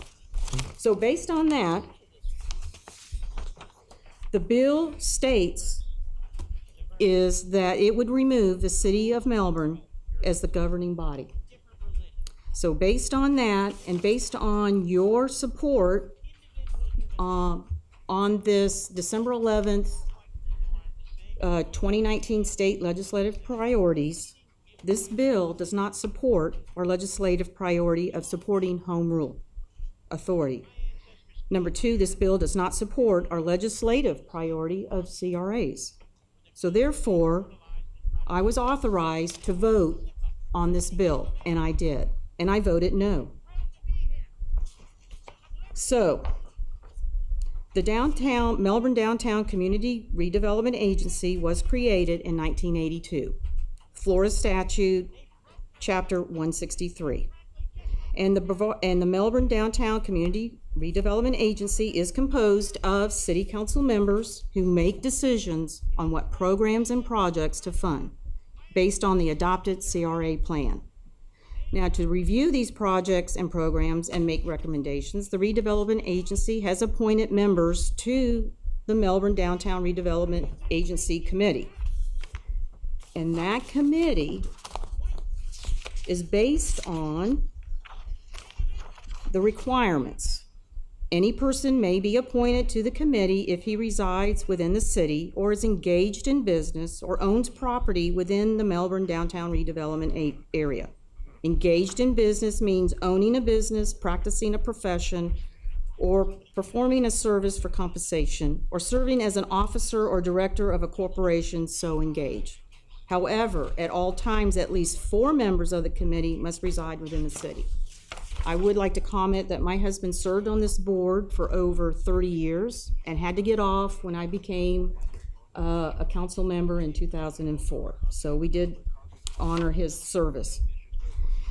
So, based on that, and here's my question, because since we're the authority board on the Melbourne CRA, I would like to know what are some of the issues that are having problems with this CRA. That, whether it's questions, is it the finance part of the CRA? Because as I go to Tallahassee, I represent I'm on the board of the Florida League of Cities. I'm also chair of the Land Use and Economic Development Committee. And all this, I have to go to Tallahassee and advocate. So if we have issues with the Melbourne CRA, maybe we need to do a workshop. Maybe we need to work together and solve whatever the issues are at our level. That's what I like to do. Because I've got to advocate, and I can't do that if I've got conflicts and I've got issues. Okay, Mayor. So, yeah. Yeah, let me address the gorilla in the room. Okay. First off, let's talk about the CRA. The CRA was made by ordinance, and to my understanding, there has not been any council member that's tried to repeal any ordinance with the CRA or anything. Matter of fact, I believe we all support the CRA. Okay, when you ask what issues do we have? Well, when I get letters to my home and to the city and email like we all have from a county commissioner, and this was back when John Tobias was raising questions on the spending and such, that could be one issue. And I remember Councilmember Thomas and I brought forward and said, look, we have an issue with CRA, we support it. Let's fix the issues and move forward. We asked for a Attorney General opinion on some stuff. We got shot down on that. So any past attempts to try to correct any issues to move forward with the CRA, we've been met with resistance. And I know I've been met with resistance. I was at the delegation meeting. Now, one thing we're talking about home rule. What is home rule, and let's define home rule. When you live in the county, your immediate elected official is a county commissioner. So county and city together is home rule. And I'm a firm believer, and I've set up here and said, I believe in home rule. But we have to understand the county commissioners too are part of home rule. A part of an effective CRA is oversight and working with Brevard County Commissioners, okay? This bill that you said the city of Melbourne opposed, okay, we never discussed that at all. Hold on, and I'm not done speaking. We never discussed that. When the language came in, I read it and I wasn't sure about it, and I go, what is this? And I reached out to the city manager, and we had a nice conversation, and I told her, I said, look, if it's any kind of bill to, to change the way things, the CRAs and stuff, I'm gonna have issues with it. I was reassured by Representative Fine, like you were, and everybody that was at the delegation meeting, as this moves across in the legislative process, this bill is strictly to do one thing, and that's put all CRAs on an even keel. That's it. He said, you have my word. There's no attempt to harm the CRA whatsoever. I'm fine with that. I have no problem. It's us working with our commissioners that helped get Babcock Street done. That's what Home Rule did for us. But when we have county commissioners that have issues and we just blow them off and just think that we run the show because we have a special privilege at a CRA, I'm against that. Again, I want to work with my commissioners, I want to work with my council and use the CRA as an effective tool. But we can't do that, okay, if we don't have partnerships with the county. And I've spoken to 3 of the county commissioners, and they all supported this bill. Matter of fact, even Scott Ellis, clerk of court, stood up and said, we support this bill, would bring it to an even keel. And for some reason, you went up there and you said, as a city, you were there as the mayor and speaking for the city, that we oppose this bill. I don't. No, that's we never spoke about the bill. That's this document. We never spoke about the bill. Mr. Alfrey, this bill. Mayor Meehan, we never spoke about that. I think that was way out of line by you to do that. I don't think so. I think it was. Now, as far as Representative Fine, or excuse me, not Representative Fine, but Commissioner Tabaya had to disclose that this was his issue on a personal level. He couldn't represent the commissioner. So I know he disclosed that at the beginning. So the letter I got from Commissioner Kirk Smith, his staff said that there was a record, and I have a copy of it, that was posted on Facebook, and this came from, on letterhead from the county, from Brian Lober, and it states, I came across this on Facebook and thought you and your other municipalities should be aware of this public record. While I'm sure the Commissioner Lober did not believe that this letter would appear as representing the commission, he should be more careful to explicitly indicate that these are only his opinions. So, here again, I have a direction from council based on your approval on these legislative priorities. It was voted. The only thing that was discussed was the vessels, which we are going to do, we're going to work with Representative Fine on. Ms. Minus discussed about recruitment process. Excuse me, not that.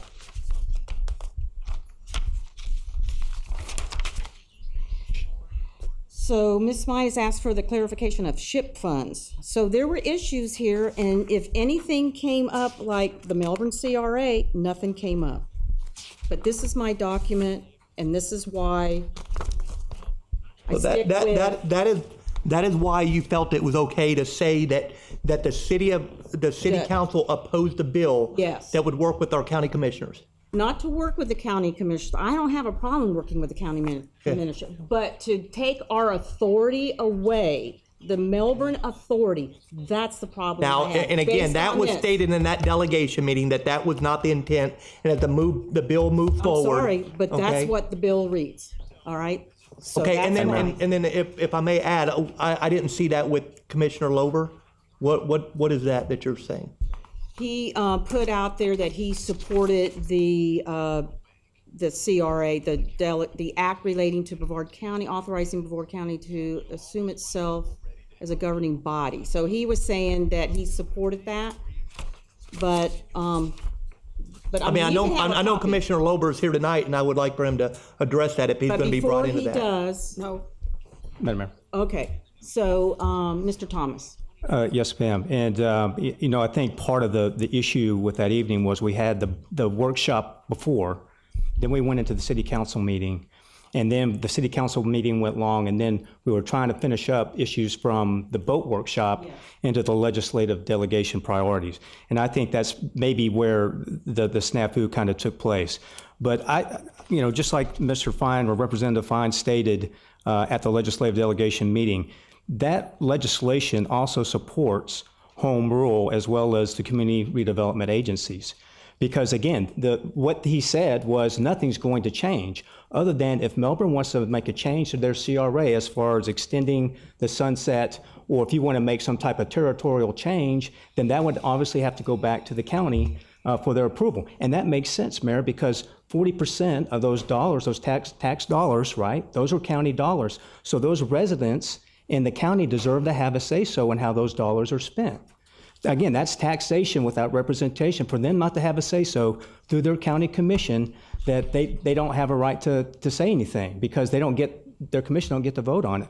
So I think that's wrong. I also think that for you to get up there and make the statement that you did, I think that's totally wrong, and I think you misrepresented the truth. No. Yes, ma'am. You actually did, because we never discussed it, and actually Representative Fine's bill didn't come out till it was January 8th, which was a week before January the 15th, which is when the delegation took place. So I think Councilmember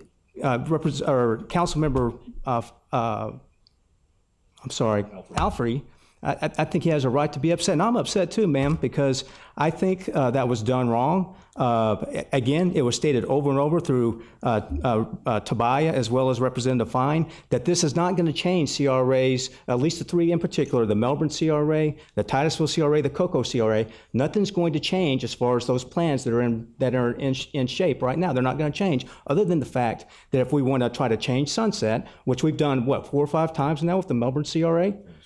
Yes. If we wanted to change it, that's got to go to the county commission for approval, which makes perfect sense because, again, they're providing 40% of the tax dollars, so why not give those residents an opportunity to voice their opinion through their commissioners and have a say-so in that vote?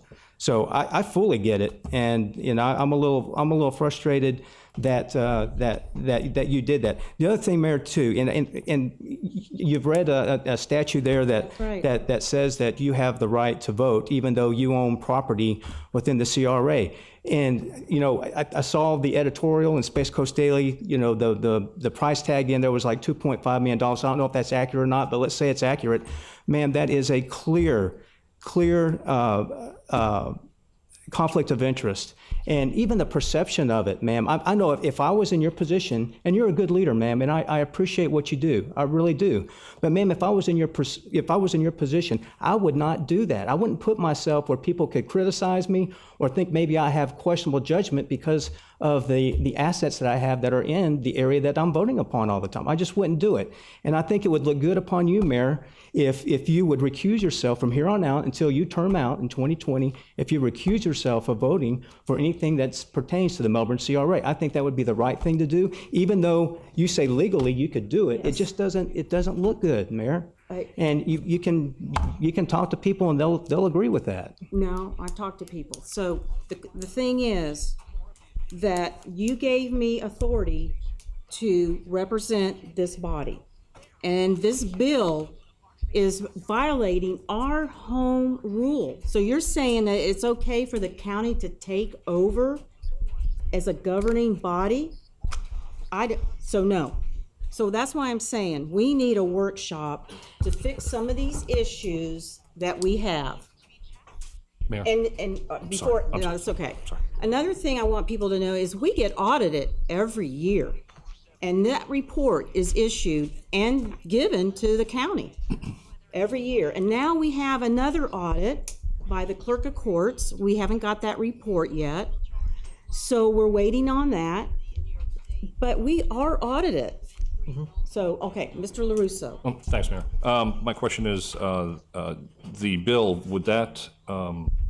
was proposed to do 2 things, I think. It was to not allow the CRAs that were created after the charter to be able to extend the sunset process. Is that the first thing that was being proposed? No, it was, the bill was entitled providing county plan requirements, requiring provisions related to trust funds and obligations, providing an effective date.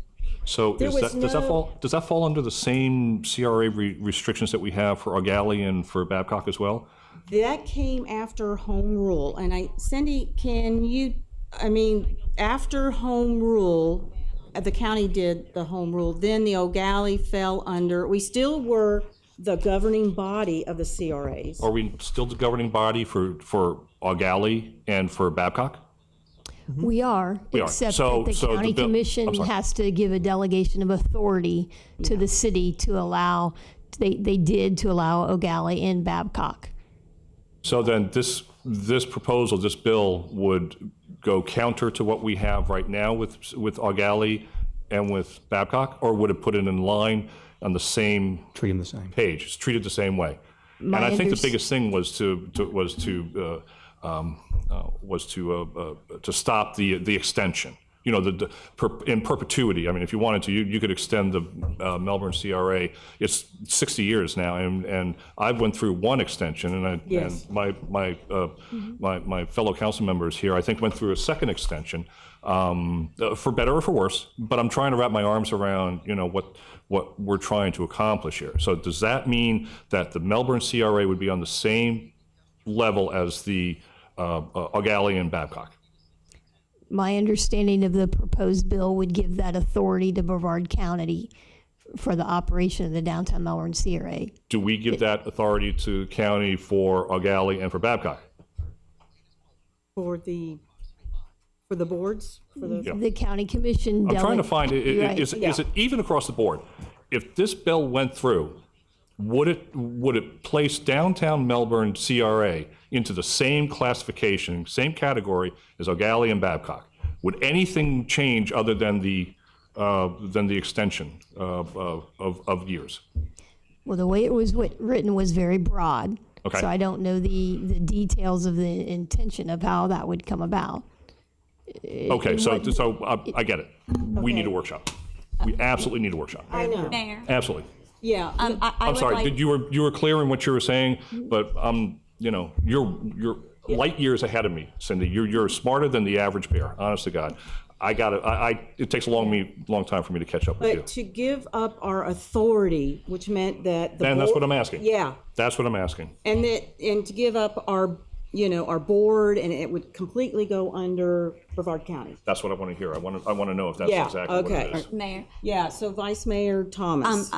I think that we absolutely need to get together and discuss this. I have more questions than I definitely have answers to. I think a lot of this, Allison, it's probably, Miss Dolly is probably going to have to research and get back to us about so that we know. I mean, basics that I know is Florida statute in 1982 when the CRA, which was our first CRA, was established in downtown Melbourne. That statute gave us the rules of what we play under and that we do right now. Those rules in the Florida statute were later changed when both O'Galley and Babcock came on board. And basically at that time, we had to do things a little differently with Brevard County. I don't have a problem working with Brevard County. I don't have a problem doing that at all. I do have a problem giving up power. I mean, we should be the ultimate board, deciding when things are going to happen. I do believe in sunset dates, and I do believe that there are times when CRAs have to sunset. And I know the CRA has continued for a while. And we also have to remember that when we only started getting started in the CRA and really seeing movement in the CRA is when we had the terrible crash of our economy. And that put us behind by 10 years. So I would say that at this point, we're just now starting to see that growth happen and good things start to happen. I'm not opposed to looking into this. I'm not opposed to discussing it. I'm not opposed to looking at different situations and what's going to work best for everyone. I have no issue with that whatsoever. But what I do have an issue with is seeing the movement of our CRAs at this point and where we're developing and how well we're going and the great things that are coming to our downtown area. We don't want to see that reversed in the process of this. I think we need to be extremely careful in what we do and how we do it. And we don't do it quickly, and we don't just do it because. We need to really sit down and have a clear discussion with the legalities involved on what it's going to do, how it's going to do it, what it will take away from us, plus what will it give to the county, and does that balance? Yeah, and Senator Mayfield made a good statement, and that is that the local cities have jurisdiction. They can do through an ordinance. And that shouldn't be held against us. I mean, that was Florida statute at the time. Yeah. You know, I mean, that was that we are running under the laws and the rules of what we were given, and we aren't doing anything wrong. Now, maybe we can do something better. Yeah. I'm not saying we can't do something better. Maybe we can do something better, but that's why the discussion needs to occur. Yeah, and then of course we extended. I got Miss Minus. I don't know. I'm sorry. If you vote for, I'll be right so back. I got- If you vote so for we- a workshop, count me in. Okay, so we extended the CRA to include South Melbourne, and that was done by an ordinance, done by approval of that council at that time. So, and then we've done other stuff. So, all right, Ms. Minus, I'm just going to stop talking, but I think we need a workshop. Yeah, the bottom line is that I agree that we do need a workshop, and I'm really troubled while we have a county commissioner who is in a lot of city business versus trying to do county business, and also a representative who I'm sure has a whole lot more to do than worry about what we're doing and the city. As the mayor stated, we have been audited. We have passed every audit with flying colors, and this witch hunt needs to cease. The mayor, in my opinion, should not recuse herself. She's been penalized because her husband, family, has a business in downtown Melbourne. Founding father. And founding, members are residents of the city of Melbourne. So we want to penalize. Oh, you can't be, you can't vote. I think that's ridiculous. I agree. We need to sit down and iron this out. And I definitely oppose the county taking over our CRA and it being under their control. And as I stated, I believe they have a whole lot more to worry about than worrying about the city of Melbourne. Madam Mayor. Yeah, Mr. Thomas. But again, the county commission also represents their residents. And when you're taking taxpayer dollars, 40% of those taxpayer dollars in our CRA belong to the county. So they have a right to hear from their residents and then to have a say-so, want to say-so in how we implement our CRAs. So Mayor, here's what I'd like to do. And again, Mayor, I mean no disrespect to you whatsoever. But I think it would be a good idea if we get an opinion from the Attorney General on whether or not you should recuse yourself from voting with regards to the CRA because of the properties involved that your family owns. And so I'd like to get an opinion from the Attorney General, and I want to know for sure whether or not what we're doing is okay. I've already talked to Miss Allison Dolly, and based on the ordinance, I am allowed to vote. Actually, it's a statute. Mayor. Florida statute. I'm required to vote. Okay. Ms. Dolly, can you speak on that? Yes. There are two statutes that come into play. The first is what you guys are probably familiar with as the voting conflicts. That's under Chapter 112, 3143.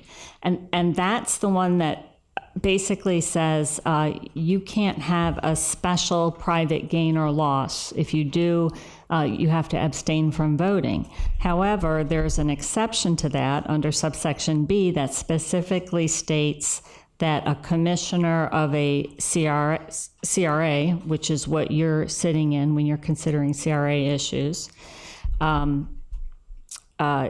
is not prohibited from voting. So when voting in said capacity. So the idea is that there is a voting conflict statute that applies normally that would require people that have special private gains or losses to abstain. But for CRA matters, they've taken that away. And so you are allowed to vote. There's no prohibition. Now, people also have the ability to voluntarily abstain if they feel that there's an appearance of a conflict or for whatever reason they would like to, but they're not required to abstain. Mayor. Thank you. I have abstained from voting if there was a conditional use at any one of Dennis's business and they came in front of council. Example was off the tracks. I did not vote because you are required to vote, but I'm not going to vote because this business is owned by Dennis and his brothers. So I have done that, and I've done several other things. Mr. Alfrey. You know, Mayor, I kind of chalk it off to the way I look at it is that you love downtown Melbourne, and that's very admirable of you, and I completely understand that. And I kind of, being a business guy myself, I kind of look at it as you have a vested interest, so you'll probably work a little harder in downtown Melbourne. I think I do. So I look at that and I go, well, I think what would help a lot is if you opened your ears a little and you work with the county a little bit and understand that we on this board understand what you're trying to do in the CRA, and we're not against you on this at all. We may have little kind of changes. We may feel that, hey, we want to kind of go in that direction, but we are not anti-CRA. Nobody on this board is at all. But again, we're kind of getting off course. When you have pretty much argued, kicked, clawed, and screamed against anything relating that may even hinder the CRA or make it accountable or ask for an attorney general opinion from the Tobias letter we have, it appears to me that's it's almost like an inference of impropriety there. And I don't think that you mean that at all. I think you're so dead set. You almost don't take it wrong, almost like my mother. She's so dead set sometimes on how she wants to do things that she doesn't really kind of see the big picture. So to me, the bigger picture here is the fact that, in front of the delegation, I still, again, not trying to get off course, that I don't think that you were speaking for the city of Melbourne. Again, when Mr. Fine made it clear, Representative Fine made it clear that they would put all CRAs on an even keel and make home rule stronger, then, and I think, and you should have said, if that's the case, we can talk about it personally, but you weren't there speaking for me or the board. And I just want to make that perfectly clear. And I know you referenced Vice Chair Lober earlier before. Is there any questions we have for him or something? Because I would hate to be out in the crowd and then hear my name. Supposedly I sent an email that I didn't or whatever. Facebook. Or Facebook. No. All right. I don't want to hear from him. Okay. So, all right. So what I need to do is I acted on the authority of this. So what I want to do is do a workshop and do this with our authority. So I need a motion. Is everybody in agreeable? Do I need a motion? Mayor? All right, Ms. Minus. I move for City Council to have a workshop on CRAs. On the Melbourne CRA? On the Melbourne downtown CRA. All right, do I have a second? Second. All right, discussion? I'd like that conversation to include all of the variables, pro and con, with our other CRAs in the city, so that we have a comparable chart. What is proposed, what is not proposed, what we believe may be one thing and it's really not, and another thing that really is. Mm-hmm. So I'd like to have almost like a ABC chart, and we can follow it down 1, 2, 3, 4, and so the comparables are there for us, so that we're not going. Everybody isn't screaming point of order because we're off subject. Yep. And Madam Mayor. Mr. Thomas. Yes, ma'am. And I'm going to ask you one more time, man, with all due respect. I'm looking at this voting conflicts statute right here. 2A and 3A are very specific as far as county municipal officials and what they can't do with regards to voting that in something that might be in their best interest or personal interest or family's interest. Okay, then you go to 3B, which is what the city attorney has referenced, and it talks about, however, a commissioner of a community redevelopment agency created or designated pursuant to the statute or an officer of an independent special tax district elected on a 1 acre, 1 vote basis is not prohibited from voting. I would like to get, again, an opinion from the Attorney General that this is specific to the chair that you hold as the mayor of Melbourne also, being with regards to votes that we take with the CRA, the Melbourne CRA. Mayor. And I want to get an opinion from the Attorney General, because to me, that can be interpreted a couple different ways when we talk about a commissioner. Because the specific is very specific in 2A and 3B about a municipal leader or elected official, and then it talks about a commissioner. And I think you're covered personally under 3A or 2A as being an elected official, and not doing anything that could immure your special interest. So I want an opinion from the Attorney General on this. And so how do we do that? Mayor. Ms. Minus.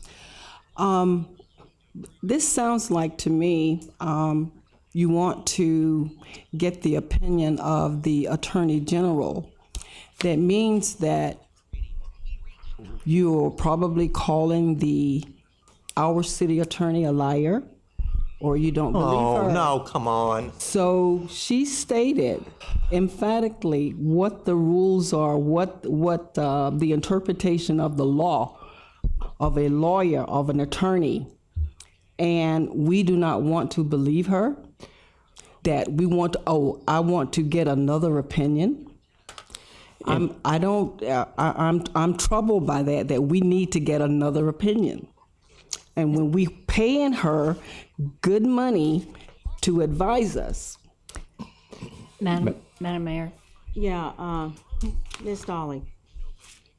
Councilwoman Minus, I certainly appreciate your support, and I do appreciate the statement that you're saying. I am not threatened by submitting an inquiry to the, whether it's the Attorney General or any other authority in that chain of command. I have no problem with that. It's when we go outside of the authority that's been set up by the state that it gets to be more difficult. But the Attorney General provides that service, and it's meant for that purpose. Mayor. Okay. Vice Mayor Thomas. And I will just say this, if we're going to go down that road to go to the Attorney General and to get an opinion from an Attorney General, I want to hold off then on having any future talks until that is delivered to us, because that's going to be a big answer, because we're not going to want to take a vote without having that information. I agree. So I would not want to go further with having any kind of conversation of where we might go with the CRA without knowing whether the Attorney General opinion that the mayor can vote. No, I agree. Mayor. Mr. LaRusso. I would, we're in conversation now. We have a motion and a second. Yeah, we had a I would motion say and a that second. we move forward with this, and any questions or directions that we have for staff, that we provide them to our staff and to those professionals, and have that documented and ready for presentation as we would with any other meeting, presented 72 hours, or I think it is, prior to having to post that. Like an agenda we get on Thursday, we come and meet on Tuesday.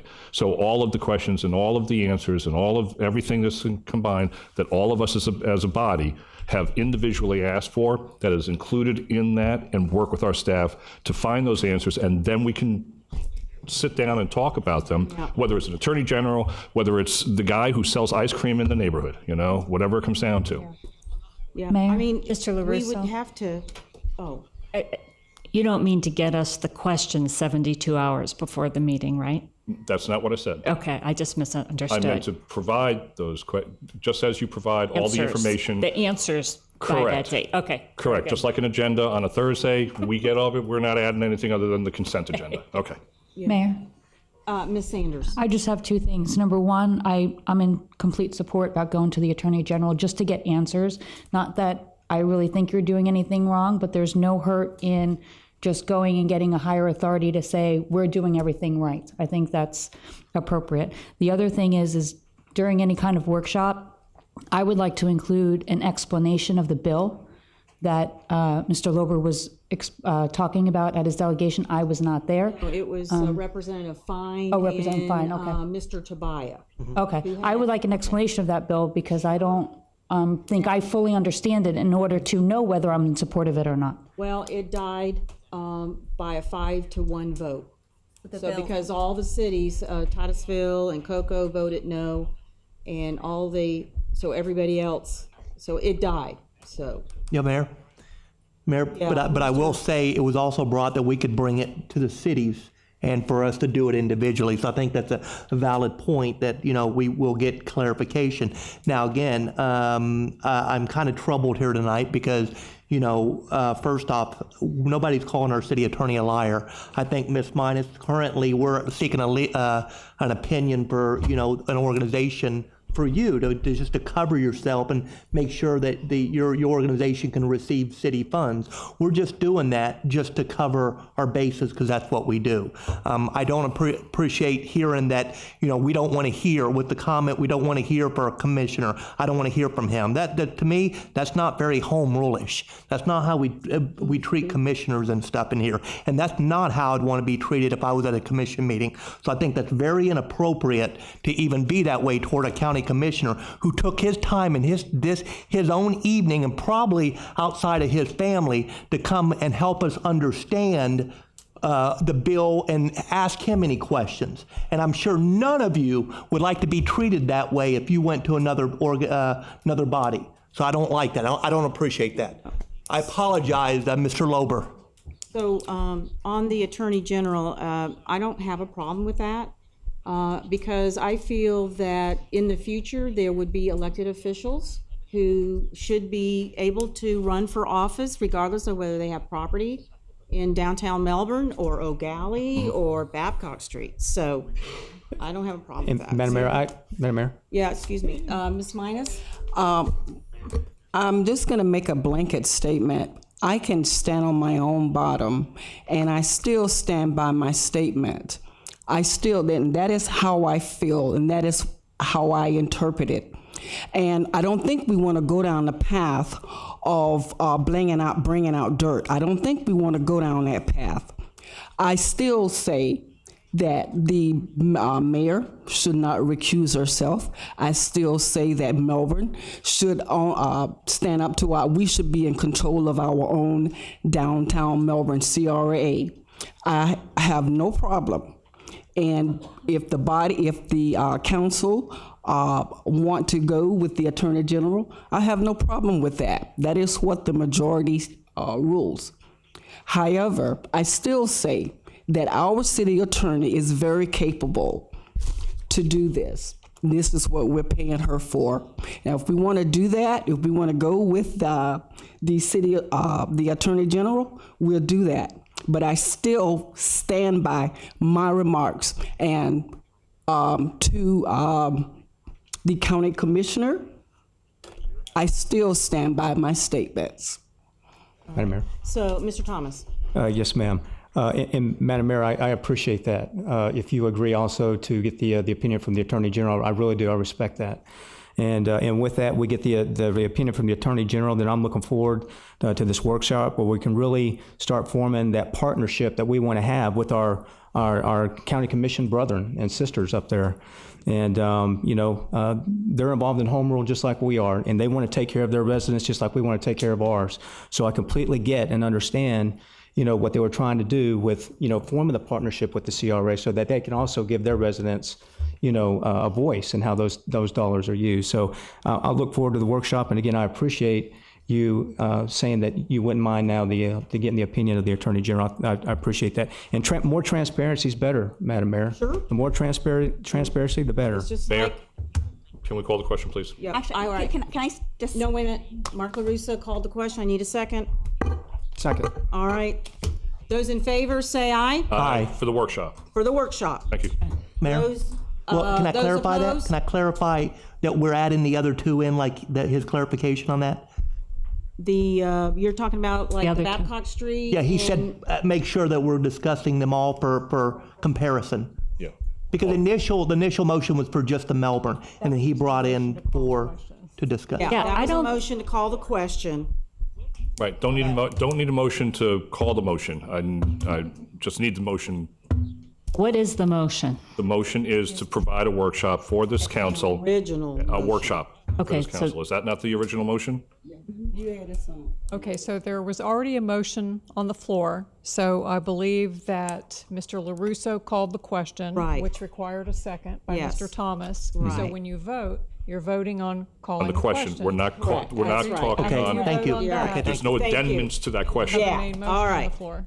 So those in But favor? we can direct staff as to what we want individually as a body. I think we've covered it, man. Let's vote. Yeah, let's Wait go. a minute, because what all right, We're voting for a workshop. I know in the beginning, but then you called the question. Call the question to vote for the workshop. And the question is what we're Right now, voting council on. needs to vote on the following motion, moved by LaRusso, seconded by Tim Thomas, to call the question. Stop there That's and right. vote on that. Stop that. All right, so the question is called. Those in favor, say aye. Aye. Those opposed, and I vote aye, and the motion passes. Now, So, let's get back to the motion. Backing up now, you have a motion on the floor by Minus, seconded by Debbie Thomas, for City Council to have a workshop on the Melbourne Downtown CRA. Staff understands all the conversation that happened following that. Perfect. And I believe it's also our understanding that we would not schedule that workshop meeting until we have the Attorney General opinion. Is that correct? That's correct. Correct. So you have a main motion on the floor. All right, so now we have a main motion. Everybody understood? All right, those in favor, say aye. Aye. Aye. Those opposed, and I vote aye, and the motion passes. Yes. Yes, that was Thank you for the unanimous. clarity. So, yeah, thank you very much. Thank you for the All clarity. right, now, if you have any. I yeah, have one. All right, well, go ahead. One Vice question, Mayor. and this is a legal question. When this gets sent to the Attorney General, are opinions of council members, are they taken in this? How does that No. process work? And are any of us allowed to put in an opinion and what we think, or do we just step back? That's when You just step back.